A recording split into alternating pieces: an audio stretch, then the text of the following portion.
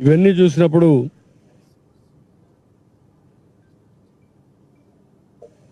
దీనివల్ల చాలామంది అకౌంట్ వేస్తాం. ముసలి వాళ్ళకి అకౌంట్ వేసిన తర్వాత బ్యాంకులో పడిందా లేదా తెలుసుకోవాలి కదా. ఎవరు చెప్పాలి వీళ్ళకు? దానికి ఇప్పుడు అందరూ సెల్ ఫోన్లో చూసుకుంటారా ముసలి వాళ్ళందరూ? ఆ శక్తి ఉందా? అంటే మీరు ఎన్ని డ్రామాలంటే మళ్ళా వీళ్ళు ఆ బ్యాంక్కి వెళ్ళాలి. అంటే నిన్న సచివాలయం చుట్టూరు తిప్పించారు, ఇప్పుడు బ్యాంకుల చుట్టూరు తిప్పిస్తారు.